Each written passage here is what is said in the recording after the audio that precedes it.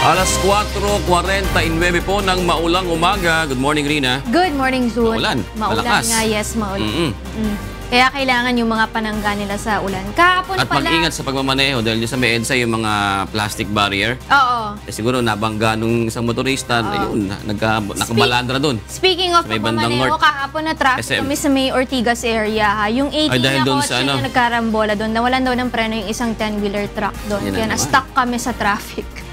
Ayun. Yan, ano kayang mga solusyon talaga dyan sa mga ganyang bagay, no? Dapat talaga yung mga pagbibigay talaga ng lisensya sa mga driver, mas maging strict driver. tayo dyan, diba? Kasi yung iba parang pasado na agad sa exam, basta mag-abot ka lang. Tsaka iba yung numero ng lisensya, di ba? Oo. Yung kategory niya, di Yung ba? iba hindi nagre-renew ng lisensya, ha? Aba, Oo. hindi kaya paratang Marami yan. dyan. Kada umaga po mga kasambahay, araw po ng Miyerkules, 26 na po ng Hulyo 2017. Sa ngalan po ni Kuya Daniel Razon, ako po si Jun Suriao. At ako naman, si Rina Villamor Camara. Narito na po ang mga humahataw na balita. Tinaguriang Ilocos 6 pinalaya na ng Kamara matapos madetene ng halos 2 buwan. Ilocos Norte Governor Amy Marcos itinanggi namang iligal ang pagbili ng mga sasakyan gamit ang pondo ng Local Tobacco Excise Tax. Akusasyon na sangkot ang Liberal Party sa 100 million peso bribery upang ma-detain si Governor Amy Marcos sa Kamara, binawi ng gobernadora. LP Vice Chairman Senator Franklin Drilon nais na humingi ng paumanhin si Governor Marcos sa partido. Mga petisyon upang piliting magdaos ng joint session ng Kongreso kaugnay ng martial law sa Mindanao, dinismiss ng Supreme Court. Isinusulong na tax reform package ng administrasyon posible umanong mahirapang makalusot sa Kongreso dahil sa probisyong taasan ang buwis sa mga produktong petrolyo. Militar handa na sa mas matinding opensiba kontra New People's Army matapos kanselin ng tuluyan ni Pangulong Duterte ang usapang pangkapayapaan sa mga rebeldeng komunista. At kasunduan para sa lalo pang pagpapatibay ng ugnayan nilagdaan ng China at Pilipinas, posibilidad ng joint exploration sa West Philippine Sea, pinag-aaralan na rin. Sa detalye po ng mga balita, sumipot kahapon si Ilocos Norte Governor Amy Marcos sa House Inquiry kaugnay sa umano'y manumalyang paggamit ng Tobacco Excise Tax Fund sa lalawigan. Samantala, sa araw naman ng pagdalo ng gobernadora ay pinalaya na ang tinaguriang Ilocos 6 na ikinulong sa Kamara matapos ma-cite in contempt 2 buwan na ang nakalilipas. Ito ang hataw na balita ni Mirasola Bugadil. Nagkaharap na sina Ilocos Norte Governor Amy Marcos at Ilocos Norte 1st District Representative Rudy Fariña sa pagdinig ng House Committee on Good Governance and Public Accountability kahapon. Bukod sa ilang miyembro ng pamilya, kasama rin ang gobernadora na nagtungo sa Kamara, si former Senator Juan Ponce Enrile na nagbigay ng kanyang libreng legal assistance. Sa pagdinig, hiningi ni Fariñas ang paliwanag ni Marcos sa umano'y wala sa prosesong pagbili nito ng mga minicab, bus at mini-truck noong 2011 at 2012 na nagkakahalaga ng mahigit 66 na milyong piso. Alam na kaagad ni Governor kung magkano presyo ng bawat isa, even without knowing the specifications. Kasi nga, wala naman po specifications ito. Hindi yung sinabing brand new. And then the following day, ma'am, after you issue the purchase request, nandun na yung cash. Yung tungkol sa detalye na may brand name at kulang sa detalye and so on, ang pagkaalam ko, reorder kasi ito. Kabisado na nila kung ano yung gusto nila, alam nila yung presyo and so on. At ang balak, magdi-direct contracting talaga. Dahil nakabili na ng 40, bibili ulit ng 70. Samantala, matapos ang 55 araw na pagkakakulong sa loob ng Kamara, pinauwi na ang 6 na local officials ng Ilocos o ang tinaguriang Ilocos 6. Ito'y matapos na sagutin ang mga tanong na may kinalaman sa umano'y maanumalyang paggamit ng Tobacco Excise Tax Fund sa pagbili ng 115 mini truck noong 2011 at 2012. I move that the contempt order issued to them by the committee be lifted and that they be released immediately. Muli namang ipagpapatuloy ang House Inquiry sa August 9. Ako si Mirasol Abugadil, humahataw sa balita. Samantala, pinasasagot na ng Korte Suprema si House Majority Floor Leader Congressman Rudy Fariñas sa omnibus petition ni na Governor Amy Marcos at ng tinaguriang Ilocos 6. 10 araw ang binigay sa kongresista at sa House Committee upang makapagsumite ng kanilang comment. Bukod sa pagpapalaya sa Ilocos 6, hinihiling din sa petisyon na patigilin ang pagdinig ng Kamara sa sinasabing anomalya sa paggamit ng pondo ng lalawigan mula sa tobacco excise tax. Hinihiling din ni Governor Marcos na mabigyan siya ng proteksyon laban sa mga pagbabanta umano ni Fariñas. Nais naman ni Senate Minority Leader Franklin Drilon na humingi ng paumanhin sa Liberal Party si Ilocos Norte Governor Amy Marcos dahil sa akusasyon nito na nanuhol umano ang partido upang maipadetene siya sa Kamara. Ito ang hataw na balita ni Rajel Adora. Binawi ni Governor Amy Marcos ang una nitong pahayag na nag-aakusa sa Liberal Party na nasa likod umano ng 100 million pesos bribery sa ilang kongresista kapalit ng kanyang pagkakadetene sa lower house. Ito ay matapos magbabala si House Majority Floor Leader Rudy Fariñas na mapipilitang i-cite in contempt ang gobernadora kung hindi nito sasabihin ang pangalan ng source sa kanyang akusasyon. The last time, ma'am, I asked you, because I will move to cite you in contempt, ma'am, if you do not reveal the person. Medyo mabigat po yung akusasyon sa amin. For that, I apologize and withdraw the statement. It was my mere suspicion, and given that the source is uncertain, I withdraw the accusation to the integrity and the honor of the House that 100 million circulated. Sa inilabas naman na pahayag ni Senate Minority Leader at Liberal Party Vice Chairman Senator Franklin Drilon, sinabi nito na narapat humingi ng paumanhin sa partido si Governor Marcos kasunod ng kanyang pagbawi sa naturang akusasyon. Samantala, nagpasalamat naman si dating LP member Congressman Fariñas sa paglilinis sa pangalan ng Kamara kaugnay sa aligasyon. Rajel Adora, humahataw sa balita. Let me just tell everybody that I have declared martial law for Mindanao. Naniniwala ang isang mambabatas na pinababa ng Korte Suprema ang standard sa pagdedeklara ng martial law matapos nitong katigan ang deklarasyon ng batas militar sa Mindanao. Ito ang hataw na balita ni Victor Cosare. Mula nang maitatag ang 1987 Constitution, 2 beses pa lang nagamit ang martial law provision nito. Unang nagpatupad nito ay si dating Pangulong Gloria Macapagal Arroyo sa Maguindanao noong 2009 matapos maganap ang Maguindanao Massacre. At pinakahuli ay ang pagpapatupad ng martial rule ni Pangulong Rodrigo Duterte sa buong Mindanao. Subalit patuloy na iginigiit ng grupong Bayan Muna na walang sapat na basihan ang martial law declaration ni Duterte. Kami ay hindi naniniwala na kailangan ng batas militar. Sabi nila may rebellion, no? Under our present jurisprudence, rebellion is a continuing crime, no? Kahit na walang warrant dyan, ay pwedeng hulihin yung mga subject, no? Ng rebellion, no? Kaya sabi namin, kahit na wala talagang martial law, if you only fully exercise, no, yung resources at poder na nasa gobyerno na, I don't think aabot ito sa ganitong sitwasyon, no? Dahil kayo na rin ang umamin na there was a failure of intelligence. Kaya para sa mambabatas, pinababa ng Korte Suprema ang standard o pamantayan sa pagdedeklara ng martial law matapos pawalang saysay ng hukuman ang mga petisyon na kumukwestiyon dito. Nakakalungkot nga din sa amin yung desisyon ng Korte Suprema dahil parang pinababa niya yung bar ng ano ba ang standards pag-declare ng martial law. Dahil kami naniniwala ang dilagay ang mga standards na yan, no, yung safeguards na sinasabi natin sa saligang batas, dahil sa ating experience, it's an anti-martial law constitution. Dismayado rin ang mambabatas dahil hindi anya nasunod ang probisyon ng batas na dapat ay nagkaroon ng joint session ang Kongreso para pag-aralan kung dapat bang aprubahan ang pagpapatupad ng Pangulo ng batas militar. Gate din ng kongresista kahit nagkaroon naman ng joint session ang Kongreso para talakayin ang hiling na extension ng martial law, hindi rin anya sapat ang inilaang panahon para ito ay mapag-usapan. Nung extension ng martial law, we were expecting a debate. Pero walang debating nangyari. Isang araw, dahil last day na ng martial law declaration yun, maiksing oras lang ang pinagdedebatehan.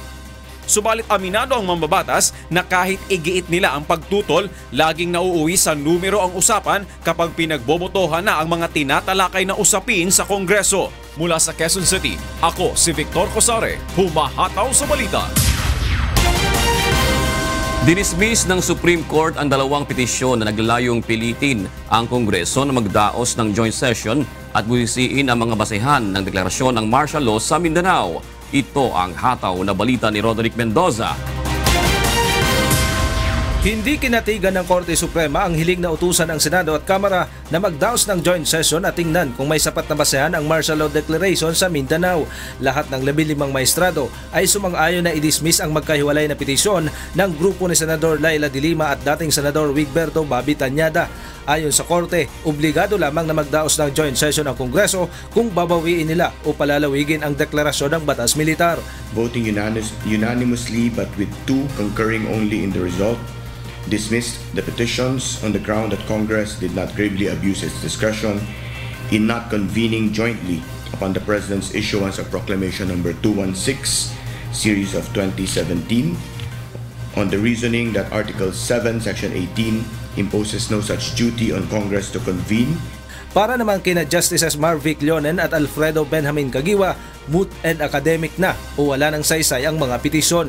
Nagtapos na kasi ang 60 araw na orihinal na palugit ng martial law nitong July 22. Nagpasa na rin ang Kongreso sa joint session nitong Sabado na palawigin ang batas militar sa Mindanao hanggang sa December 31. Ayon sa abogado ng mga petitioner na si dating Solicitor General Florin Hilbay, nakalulungkot ang desisyon ng Korte. Malinaw niya na mas kailangang magdaos ng joint session para sa inisyal na deklarasyon ng Pangulo kaysa sa extension nito. Mula sa lungsod ng Maynila, ako si Roderick Mendoza, humahataw sa balita. Ilang mahalagang issue ang hindi nabanggit ni Pangulong Rodrigo Duterte sa kanyang ikalawang State of the Nation address noong Lunes. Ayon sa ilang senador, kabilang dito ang usapin sa trabaho at reforma sa sistema ng hustisya sa bansa na dapat ding tutukan ng punong ehekutibo. Ito ang hataw na balita ni Nel Mariboho. Kontento ang ilang senador sa kanilang nadinig na reforma at mga programa ni Pangulong Rodrigo Duterte sa kanyang ikalawang State of the Nation address. Ayon kay Senate Minority Leader Franklin Drilon, dapat na mapagtuunan ng pansin ng Pangulo ang usapin sa trabaho at contractualization sa bansa. The issue on the ENDO, ano na ba ang nangyari sa ENDO? Mukhang end na. Maging ang mga reforma para sa pagkakamit ng hustisya ay dapat rin umanong bigyan ng pansin ni Pangulong Duterte. One of the reasons I suspect why there is lack of strong indignation over the extrajudicial killings is the frustration of the public and even our law enforcement officers on our system of justice. Dismayado rin si Senator Bam Aquino dahil hindi nabanggit sa SONA ang kanyang isinusulong na panukala na libreng pag-aaral sa kolehiyo kung saan pirma na lang ng Pangulo ang kulang upang maging ganap na batas. Ayon naman kay Senator Panfilo Lacson, may direksyon naman ang mga polisiya ni Pangulong Duterte. Meron namang maski pa paano direksyon doon sa mga sinabi niya kasi pag binanggit niya sa SONA, necessarily, yun na yung parang direksyon ng bansa natin sa susunod na taon.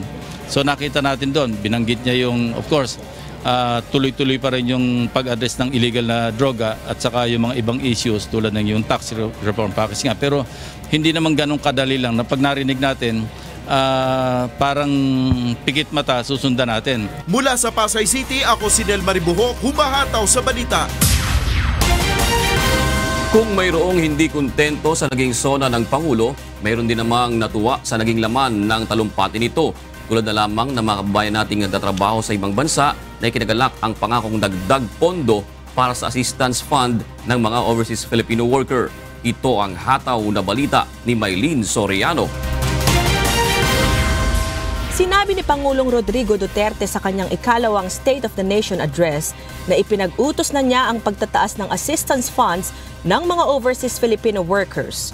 Mula sa 400 million pesos, magiging 1 bilyong piso na ang assistance fund. Ayon sa Pangulo, layo nito na masiguro na naproprotektahan ang karapatan ng mga Pilipino saan mang panig ng mundo. They are our heroes. They and their families have sacrificed much for the country.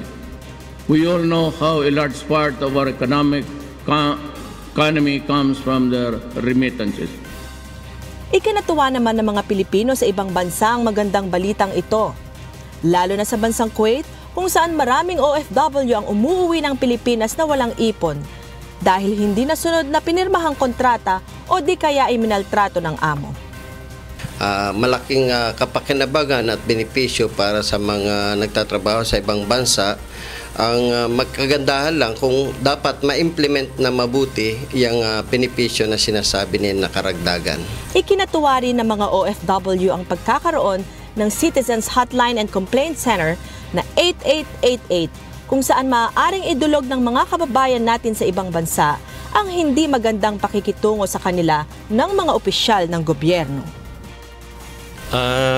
Maganda yung naisip niya na yan at kasi nangyayari pagka meron tayong gustong ireklamo, nahihirapan tayong kumontak sa mga gobyerno, sa mga tauhan ng gobyerno.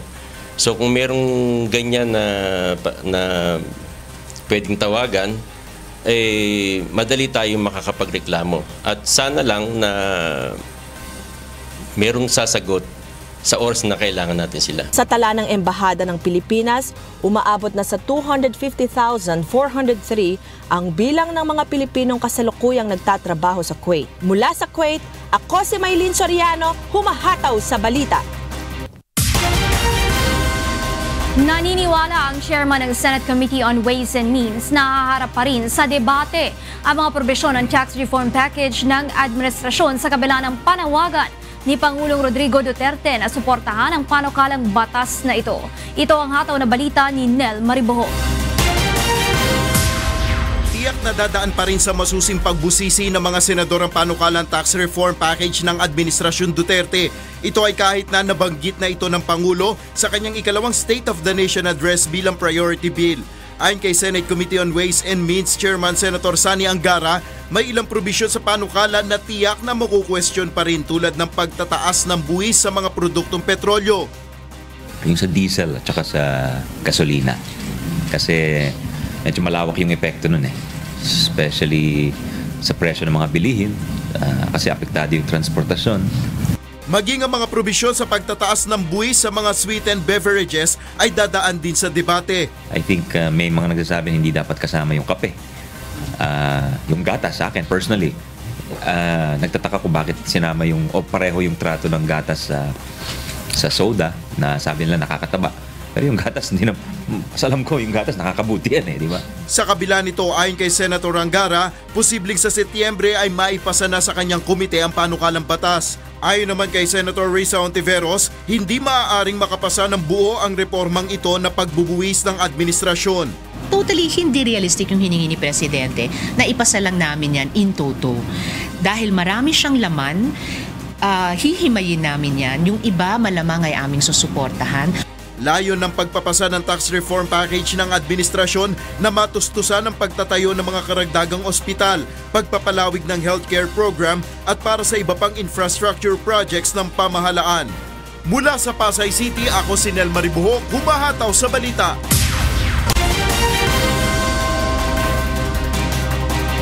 Tinulungan ng UNTV News and Rescue Team ang isang security guard na biktima ng motorcycle accident sa Roosevelt Avenue kaninang madaling araw. Ayon sa biktima na si Alan Atad, papasok na sana siya ng trabaho sakay ng kanyang motorsiklo nang biglang ikat ng isang kotse. Dahil sa pagtangkang umiwas dito, ay nawalan siya ng kontrol sa motorsiklo at natumba. Nagtamo ito ng mga gasgas sa mukha, kamay at tuhod na nilapatan ng paunang lunas ng UNTV News and Rescue Team. Pagkatapos mabigyan ng first aid, ay tumanggi na itong magpahatid sa ospital.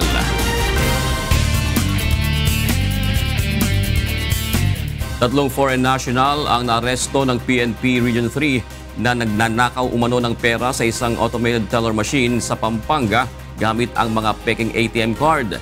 Ayon sa mga pulis, bahagi ang tatlo ng isang malaking sindikato na sangkot sa ATM skimming.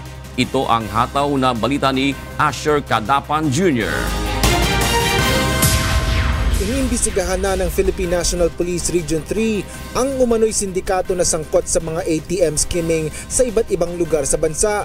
Ito'y matapos na maaresto noong Lunes ng gabi ang isang Nicaraguan national, isang Italian national at isang Romanian national na nagnanakaw umano ng pera sa isang ATM sa San Fernando, Pampanga gamit ang cloned ATM cards. Napansin umano ng security personnel ng isang bangko na sobrang tagal ng 3 dayuhan sa ATM kaya tumawag na ito ng pulis.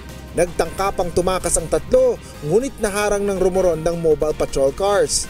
Tinangka rin umano ng mga ito na suhulan ng 2.5 million pesos ang mga pulis. Pag nag-harvest sila, katulad ng ginawa nila, from Angeles, punta silang Balibago, ikot sila uli, 28 ATM machines yung pinupuntahan nila.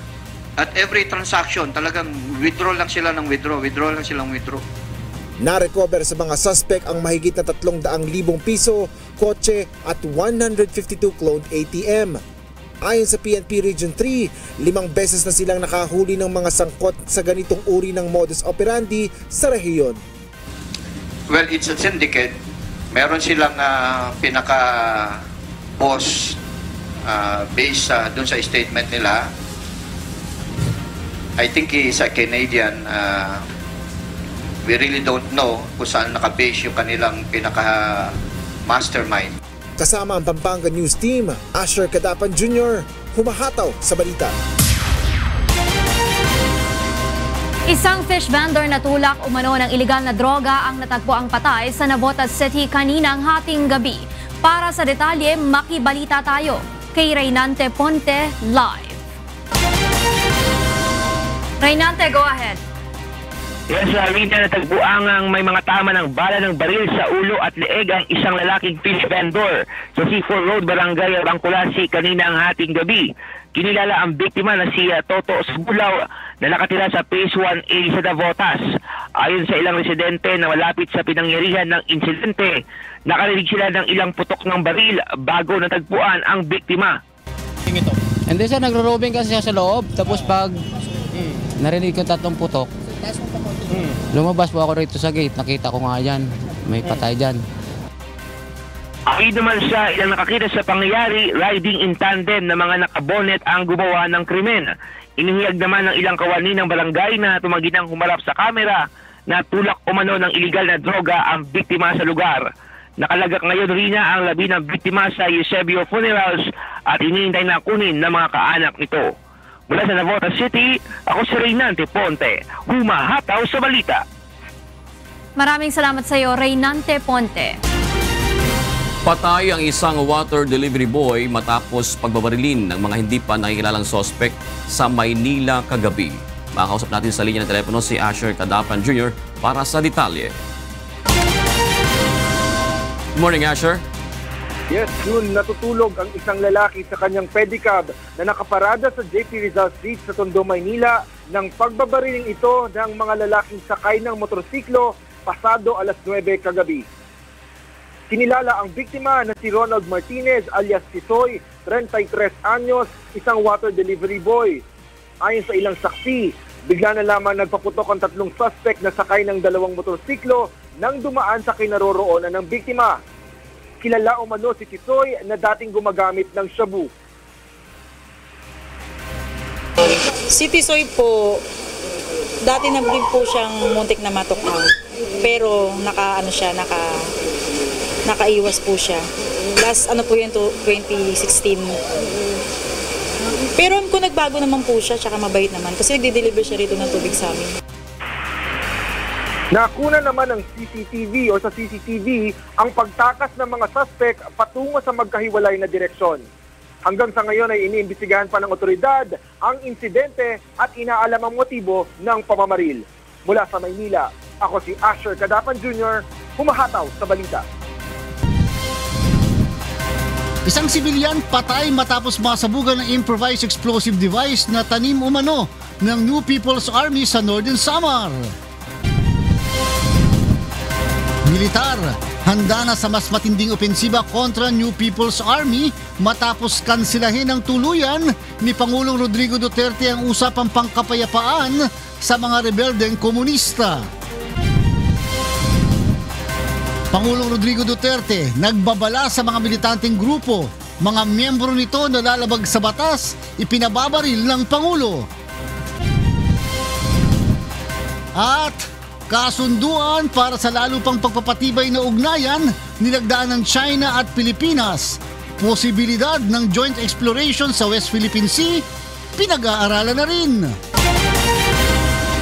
Sa detalye po ng mga balita, dead on the spot ang isang sibilyan matapos masabugan ng improvised explosive device o IED ang minamaneho nitong pick-up sa barangay San Jorge, Las Navas, Northern Samar alas 6 ng umaga kahapon. Kinilala ang biktima na si Henry Sendanya, driver ng isang construction company na kontraktor ng irrigation project ng pamahalaan sa lugar. Ayon sa ulat ng Las Navas Police, paalis na sa construction site ang biktima nang biglang sumabog ang IED na tanim umano ng rebelding New People's Army. Pinagbabaril din umano ng mga armadong lalaki ang sasakyan ng biktima. Ayon sa militar, nakatanggap sila ng sumbong sa mga contractor na ipinatitigil umano ng NPA ang kanilang konstruksyon sa lugar. Handa na ang Armed Forces of the Philippines o AFP para sa mas matinding opensiba laban sa rebelding New People's Army o NPA. Ito ay matapos tuluyang kanselahin ni Pangulong Rodrigo Duterte ang usapang pangkapayapaan sa komunistang grupo. Ito ang hataw na balita ni Lea Ilagan. I think the President was just right. Tama lang na ipinakita niya at pinahiwatig niya na sumusobra na ang kabilang grupo. Panay kami na lang ang nagbibigay. Naka-offensive mode na ngayon ang militar laban sa rebelding New People's Army. Ito'y matapos na magdesisyon ng Pangulo na wag nang kausapin ang mga komunista kasunod ng mga pag-atake at patuloy na extortion activities ng mga ito. Ayon kay AFP spokesperson Brigadier General Restituto Padilla Jr., naibaba na sa mga sundalo sa ground ang kautusan na simula na ang opensiba laban sa NPA. Maayos ang nagiging reaksyon ng ating mga kasundaluhan sa baba kasi mas maliwanag na ngayon ang magiging mode nila, no? Magiging opensiba at magiging direkta na ang kanilang aksyon laban sa hanay na nanggugulo sa kanayunan. Sinabi pa nito na asahan ang magiging magulo ang mga lugar kung saan maraming puwersa ng mga rebelde. Ang kalakasan ng NPA ay nasa lugar na kung saan sila ay kumikita. Karamihan ng kanilang pinagpupugaran ay mga lugar na may mga malalaking minahan at malalaking taniman na kung saan pwede nilang kikilan ang mga kumpanyang ito. Tiniyak naman ni Padilla na walang madadamay na sibilyan sa muling pagsiklab ng bakbakan sa pagitan ng militar at NPA. Hiling ng AFP sa komunidad, makipagtulungan sa mga militar, maging alerto, mapagmatsyag at makipag-ugnayan agad sa kanila kung may malalamang presensya ng armadong grupo sa kanilang lugar.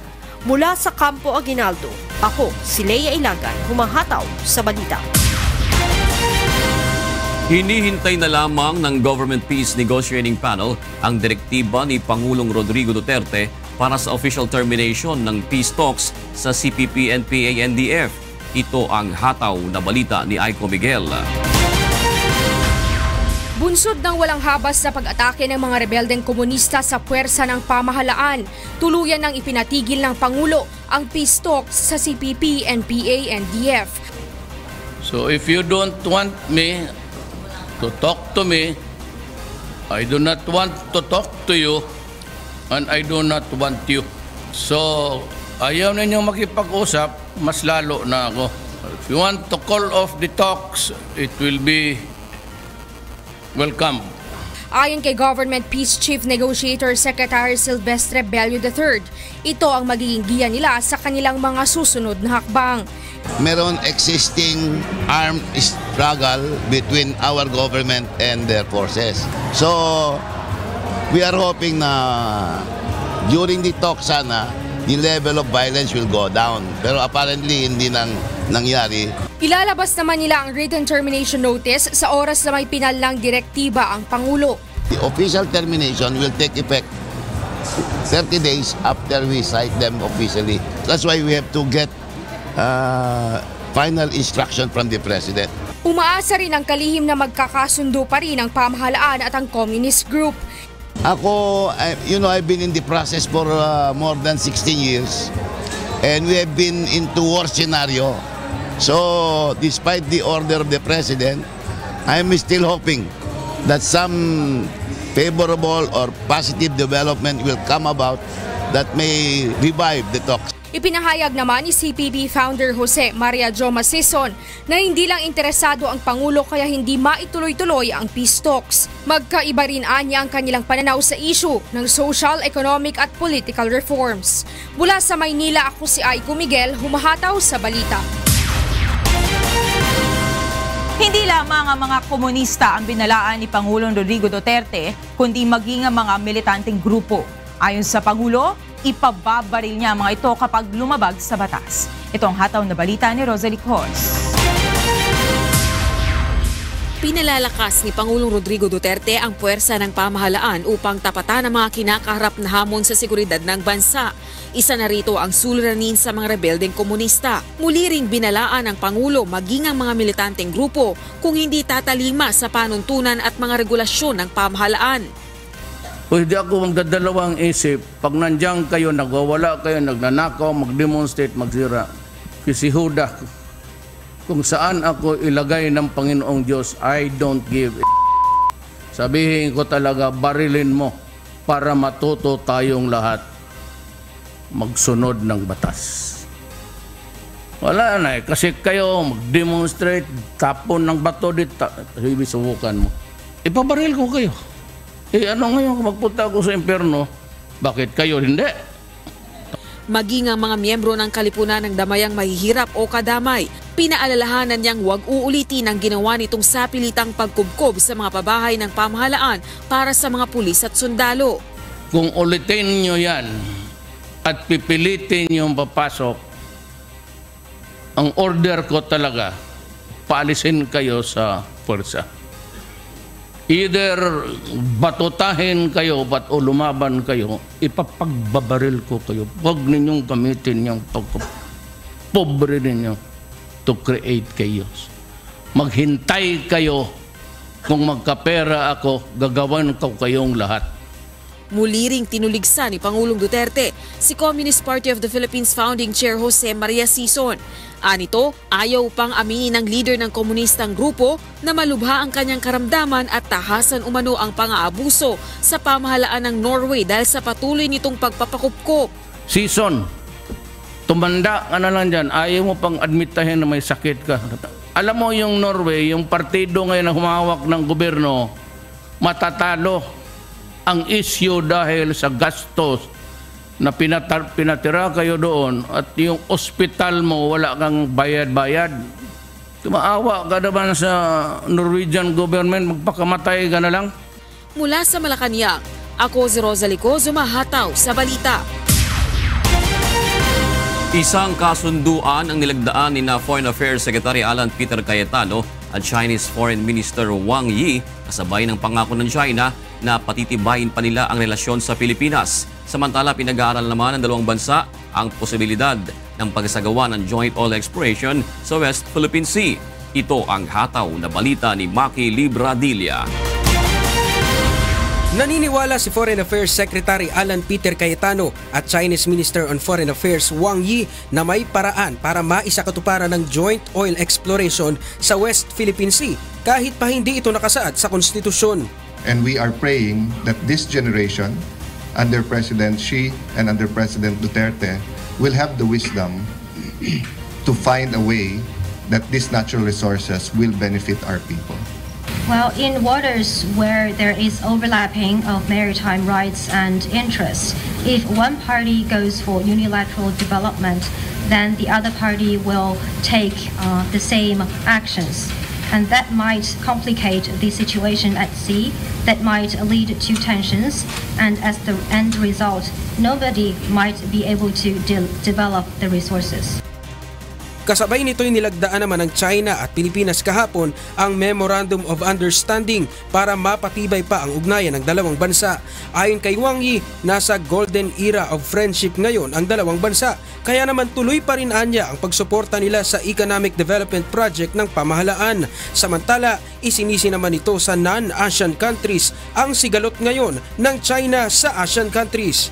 Anya, kayang resolbahin ng mga bansang kasapi ng ASEAN ang pagkakaiba-iba nito sa karapatan at konstitusyon ng walang panghihimasok ng non-ASEAN countries.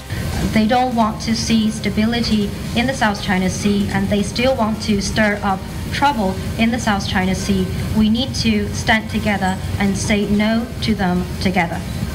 Maki Libradilla, humahataw sa balita. Pinabura ni Philippine National Police Chief Director General Ronald De La Rosa at Department of National Defense Secretary Delfin Lorenzana ang pahayag ni Pangulong Rodrigo Duterte ukol sa pagbuwag sa Commission on Human Rights. Ito ang hataw na balita ni Mon Hocson.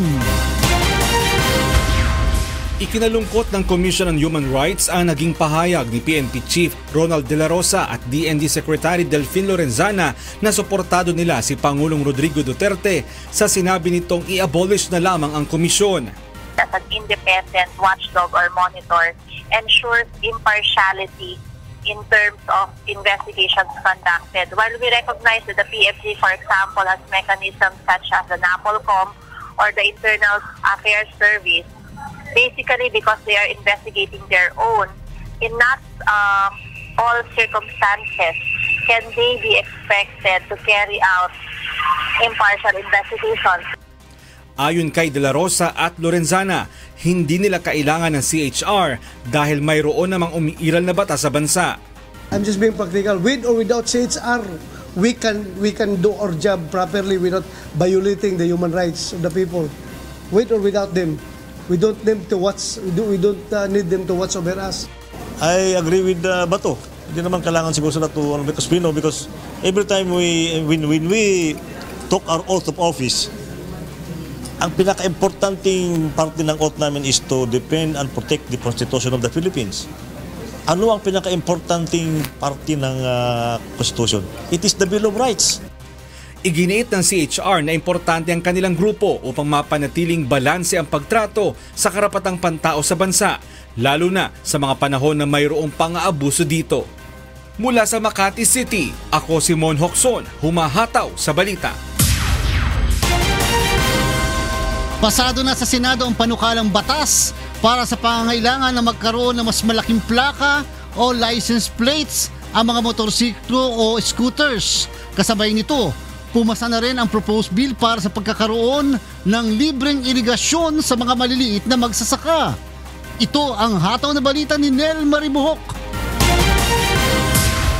Umusad na sa Senado ang Motorcycle Crime Prevention Bill kung saan sa ilalim ng panukalang batas, aatasan na magkaroon ng mas malaki at reflectorized ang plaka o license plates ang lahat ng mga motorsiklo at scooters. Layo nito na madaling mabasa ang plate numbers at matukoy ang mga riding in tandem criminals. Magiging mandatory ng Land Transportation Office na gumawa ng color scheme ng mga plate numbers sa bawat rehiyon upang agad na matukoy kung saang rehiyon ito nakarehistro.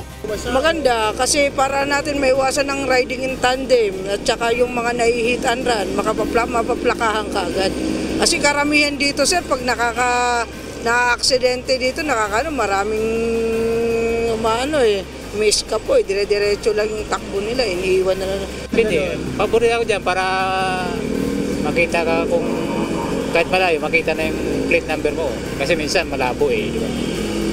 Pero tingin niyo ba makakatulong po yun sir sa... Kayo po sir, susunod po ba kayo sa pagpapalaki ng plaka? Obligado po kami sumunod kasi yan po ang kautosan ng LTO Kailangan po sumunod kasi magmumulta ng motor. Sir? Erwin. Sino mang nagmamaneho na walang plate number ay maaaring makulong ng mula 4 na buwan hanggang 2 taon at magmulta ng 50,000 hanggang 100,000 pesos.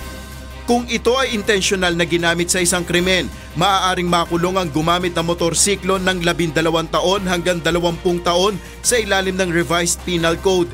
Batay sa datos ng PNP, umaabot sa 810 ang naging biktima ng riding in tandem noong 2011, mas mataas kumpara noong 2010. Kalinsabay nito ay ipinasa na rin ng Senado kahapon ang panukala ni Senator Cynthia Villar na pagkakaroon ng libreng irigasyon sa mga maliliit o mahihirap na magsasaka. Mula sa Pasay City, ako si Nel Maribuhok, humahataw sa balita.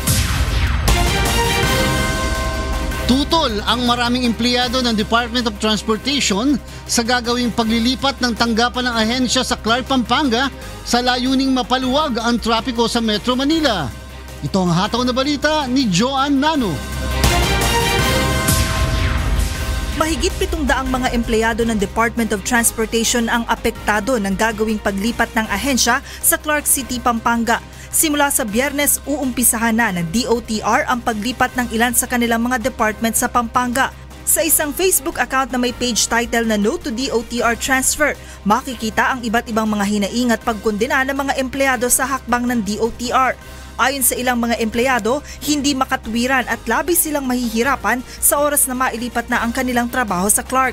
Ang paglilipat ng opisina ng DOTR sa Pampanga ay isa sa mga paraang naiisip ng ahensya upang maibsan ang problema sa trapiko at pagsisiksikan sa Metro Manila. DOTR being the primary agency in charge of improving our traffic situation, it is incumbent upon us na we lead or we set an example in this aspect. Kaya po kami ay lilipat sa Clark.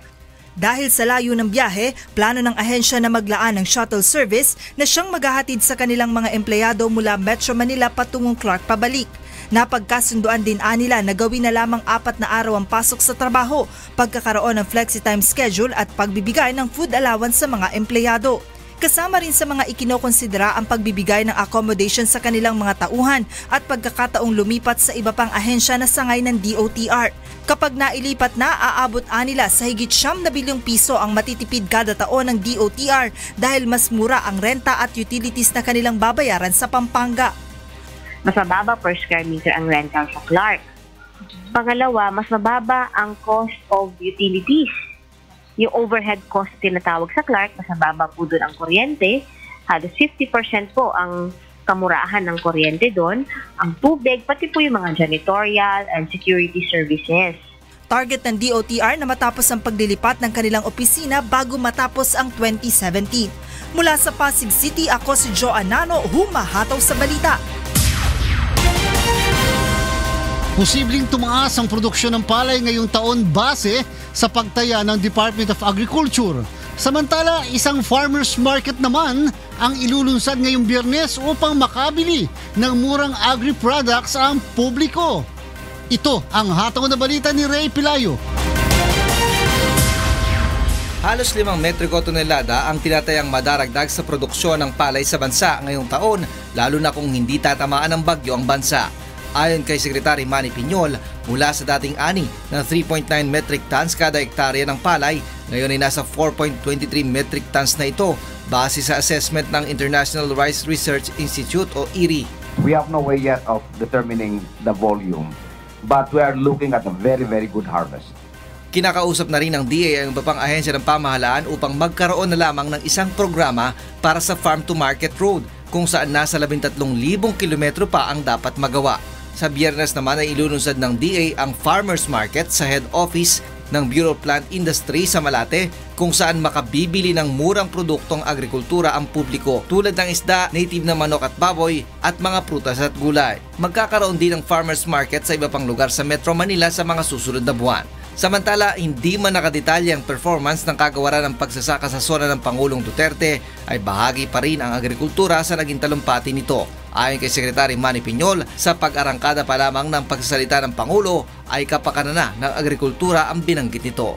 When he talked about the wise use of our resources, taking into consideration the desire of his administration to produce more food for this country, he was actually talking about agriculture. Mula sa Quezon City, ako si Ray Pelayo, humahataw sa balita. Sa detalye po ng mga balita ay pinagkaloob na sa mga kaanak ng mga pulis at sundalo na killed in action sa Marawi crisis ang mahigit 200,000 pisong tulong pinansyal. Bukod dito, bibigyan din ng 1 milyong piso ang bawat pamilya na magmumula naman sa isang negosyante ayon kay Pangulong Rodrigo Duterte. Ito ang hataw na balita ni Rosalie Cos.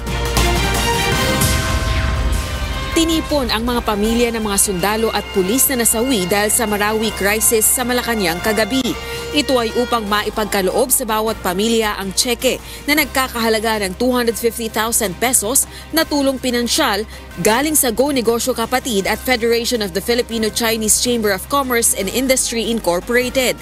Subalit bukod dito, inihayag ni Pangulong Rodrigo Duterte na may isang negosyante rin ang magbibigay ng tigi 1 milyong piso sa bawat pamilya ng 100 at isang killed in action. There is a one single soul dito na sobra-sobra yung magnanimity niya. Ayaw kong sabihin kasi ayaw rin niyang sabihin. Ayaw niyang sabihin ko sa publiko o kanino man. Sabi niya, huwag lang malaman. Basta ako magbigay. Bigay siya ng 1 million para sa inyo isa't isang pamilya. Nakiramay ang Pangulo sa mga naulilang kaanak. Tiniyak nito na hindi mawawala ng kabuluhan ang sakripisyo ng kanilang mga mahal sa buhay at di sila pababayaan ng pamahalaan. Binigyang diin din ng punong ehekutibo na magbubuhos siya ng pondo para palakasin ang mga puwersa ng pamahalaan. At nag-iipon siya upang paglaanan din ang 50 bilyong pisong trust fund para sa edukasyon ng bawat tauhan ng pulisya at militar.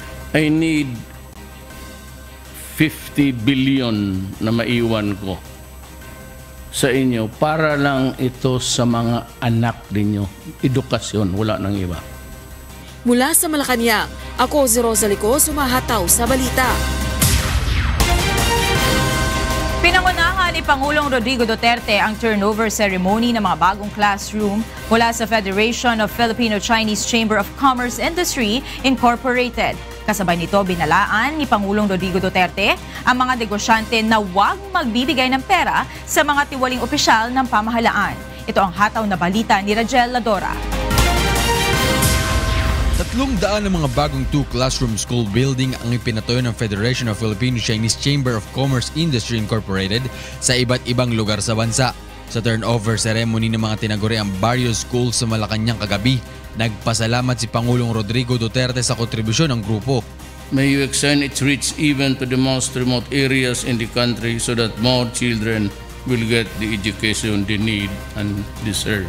Kasabay nito, nangako naman ang Pangulo sa mga Filipino-Chinese businessmen na patuloy ang ginagawang reforma ng pamahalaan. Kabilang na dito ang pagpapabilis ng mga serbisyo sa pagpuproseso ng mga business permit, tax system at pagpapatayo ng mga infrastruktura na makakatulong sa pagninegosyo. Kasabay nito, nagbabala naman si Pangulong Duterte sa mga negosyante na huwag konsintihin ang mga tiwaling opisyal ng pamahalaan. So if there is anything na maghingi, mag-compromise sa inyo, you do not have to give in. Do not waste your money dyan sa mga tao na corrupt. Wala namang mangyari dyan. And I assure you, pag sinumbong sa munang sa akin yan, I guarantee you, tawagin ko yan sa harap mo. At sabihin ko talaga, maghingi ka uli, patayin kita, papatayin kita. Maging sa mga tagapagpatupad-anya ng batas trapiko ay huwag magbibigay ng suhol. Huwag kayong magbigay, even sa traffic. Pag kasi yung lisensya traffic, ibigay mo.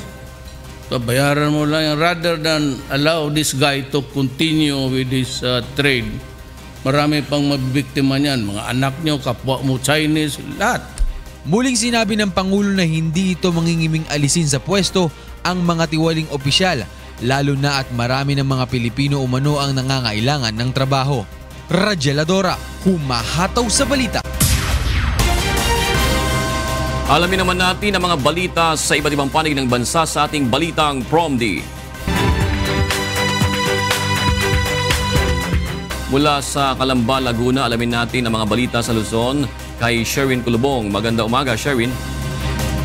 Magandang umaga, June. Magandang umaga sa ating mga kasangbahay. Narito na ang mga balita sa Luzon Region. Humihingi ng tulong sa pamahalaan ang mga residente ng 2 barangay sa bayan ng Bulacan, Bulacan. Ito ay upang masolusyonan na ang kanilang problema sa baha tuwing high tide at dahil sa mga sirang pilapil ng ilang palaisdaan sa kanilang lugar. Ito ang hataw na balita ni Nestor Torres. Hanggang hita ang tubig baha ngayon sa 2 barangay sa bayan ng Bulacan, Bulacan. Ganito umano ang kanilang tinitiis tuwing high tide. Pinalala pa ito ng mga sirang pilapil sa ilang palaisdaan sa lugar. As you can see, talaga yung baha ang problema natin every time na meron tayong laki ng tubig. Ito ang sinasabit ng ating barangay. Siguro dala na nga rin ng kababawan ng ilog. Yun ang number 1 na problema. Hindi na po kami alis. Marami pong abala po. Ulag na hanap buhay. Hanap buhay po. Trabaho namin, naaabala rin po. Yung pag-aaral ng mga anak namin. Sa Perez Elementary School, apektado ang mga estudyante na tinitiis magklase sa loob ng classroom na binabaha rin. Pero as of now, tuloy ang klase kahit na binabaha. Actually, kagagawa nga lang nun kung mapapansin yung covered court. Yun daw ay isang dapat na relocation kung sakali man na kailangan mailikas. Ang problema, kung mapapansin nyo, talagang inabot pa rin siya ng tubig. Hiling ng mga residente na mapataasan ang kalsada sa lugar at mabigyan sila ng mga panambak na lupa para sa kanilang mga tahanan. Sira po mga pilapil kaya kami nabaha dito. Kailangan panambak. Lagi yung lumulubog dito. Pag hindi ko natambakan. Hindi ko namin malaman kung saan kami lalapit. Laging high tide. Pagka high tide, ganoon pa rin, lubog ng lubog. Kaya talagang mahirapan ko kami may edad. Sana mabigyan kami ng pagkain.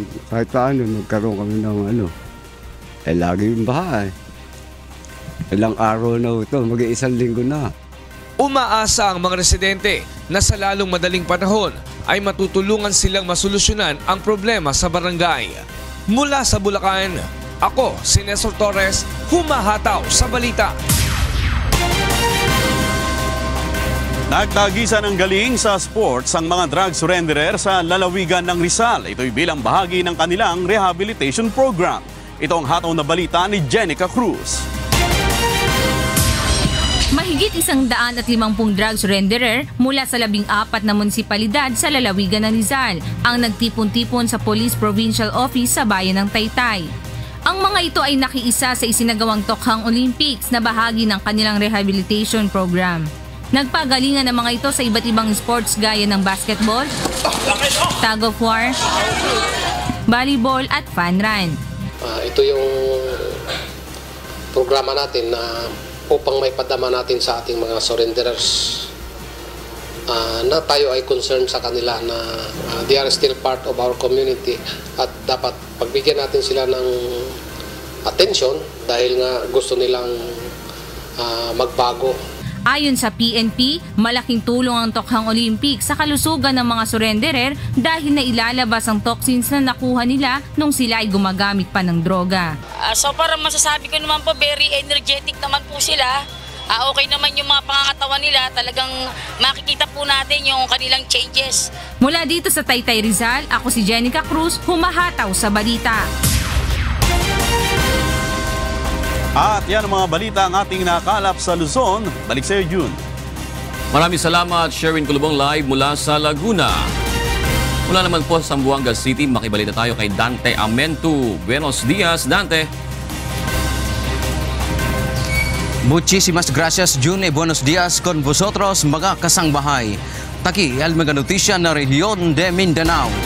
Ya puede prevenir el policía del ciudad de Zamboanga con el cuantos mga persona estaba na basilan para queda asigon miembro del Moro National Liberation Front o MNLF. Kaminante era Elios na Cotabato para man training. Taki el report. Ya mandaya bera ayer el policía de Zamboanga na basilan con el 27 individual que ya puede entrar na ciudad para queda miembro del MNLF.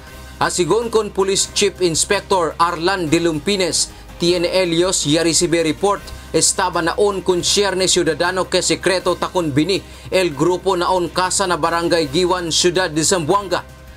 May sinabi sa atin na certain Supian pumunta doon sa Basilan, particularly Tabuanla sa municipality, sa Albarca, at nirecruit sila para ipasok daw sa MNLF at mag-integrate sa sundalo. Base na profiling e investigasyon ya kundusi el mga pulisya, ya puede saber el plano de estos que andan na Cotabato para man training. Pinapunta sa kami dito Pinapunta lang kayo? Sino nagpupunta sa inyo? Hindi ko alam kung sino. Sumama naman kayo? Sumama kami dito. Saan daw kayo pupunta sana? Sabi yung mga kasama namin pupunta sa Tabato. Pero sa ngayon, we are discouraging them to go to Lanao kasi yung Marawi is malapit lang sa Lanao. Baka hindi natin alam. Baka turn out, baka mag-twist sila. Baka sasakop dito sa mga ISIS group. Actualmente no hay pa ellos na enfrenta caso por causa que no hay también puede sacar con ellos magaprohibido las cosas como magapusil.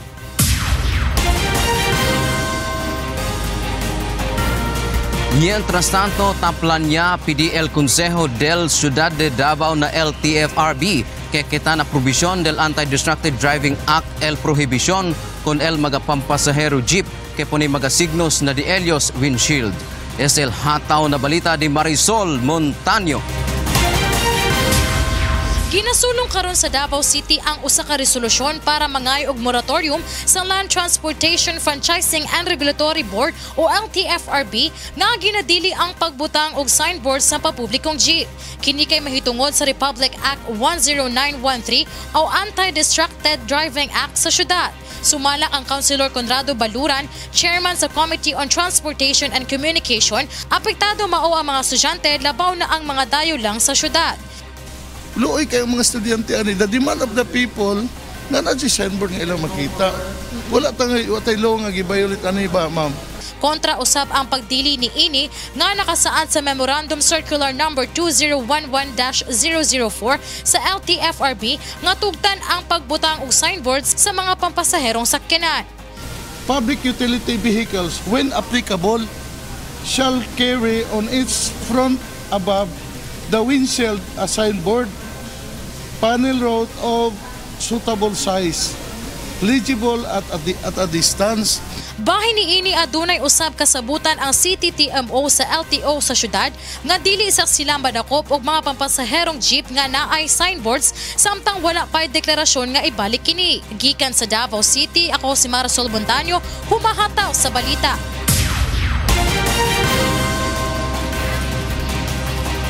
Es el mga notisya ya sa Quintana Región de Mindanao. Estaba aquí en la ciudad de Zamboanga. Verá con ustedes otra vez June.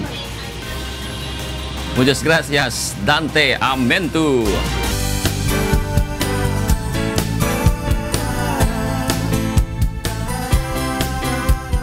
Next, nagawa ng blood donation ng Members Church of God International sa Pinamalayan Oriental, Mindoro. Nakiisa rito ang ilang militar at pulis na nakadestino sa lugar na nais makatulong sa ating mga kababayang nangangailangan ng dugo, lalo na sa kanilang mga kasamahang nasugatan sa pakikipaglaban. Yan ang hataw na balita ni Sherwin Kulubo.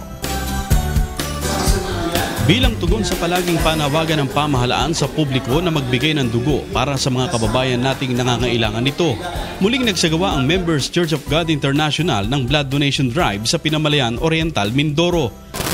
Maganda po kasi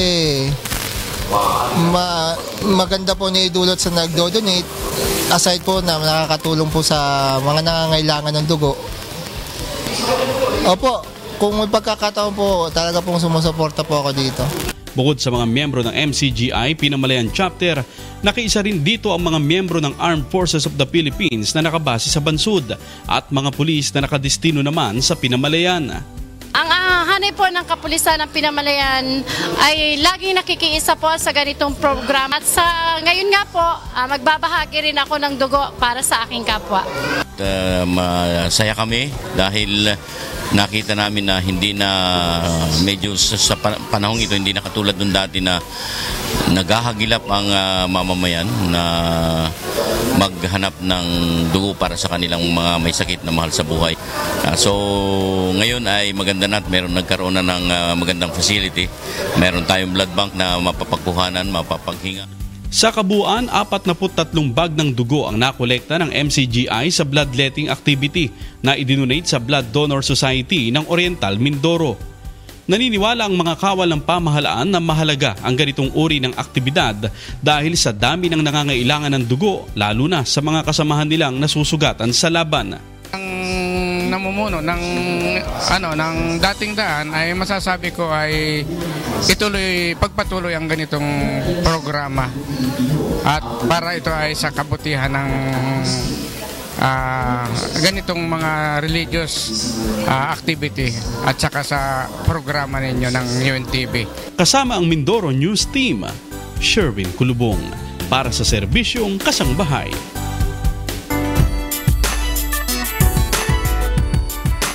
Nagtagisa na rin ang galing sa pag-awit ang mga Kapampangan sa isinagawang Wish Covery Audition sa San Fernando, Pampanga. Para sa detalye, narito ang hataw na balita ni Leslie Lombowen.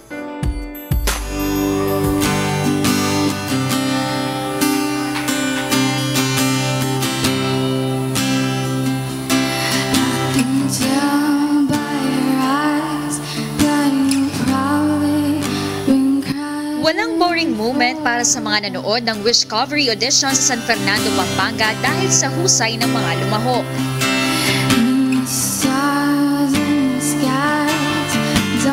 Kabilang sa mga pinalakpakan ay ang 18-year-old student mula sa Bulacan na si Mary De Leon.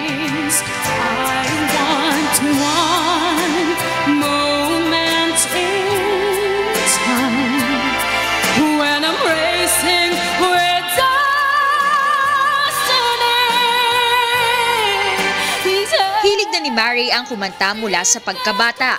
Ilang beses na rin siyang nanalo sa iba't ibang kompetisyon na kanyang nasalihan. Sa pagkakataong ito, muli niyang sinubukan ang kanyang kapalaran para sa kanyang minamahal na pamilya. Si Mary ay ikalawa sa 3 anak ng isang driver at isang guro. Yung prize po, syempre lalaan ko po sa pag-aaral namin ng kapatid ko. Tapos bibigyan ko din po sana ng maliit na business, yung aking family, lalo na po yung father ko. Yun po. Para hindi na po siya laging nagda-drive paggabi kasi syempre delikado din po. Nagpasiklab din sa pag-awit ang wisher na si Dalisay Painaga. Tila hihina rin ang ulan, tila lilipas din ng bagyo, liliwanag din. Alay niya ang kanyang pagsali sa kanyang 5 anak. Ibinabahagi ni Dalisay ang kanyang talento sa pamamagitan ng pagtuturo sa mga batang umawit. Sinabi naman niya sa amin ang kanyang sikreto sa pagkanta. Siguro yung feelings, yung damdamin sa bawat words na ginagamit sa pagkanta, nandun po. Kasi ako po, yun po ang pinaka-secret ko po. Ngayon hindi na po siya secret.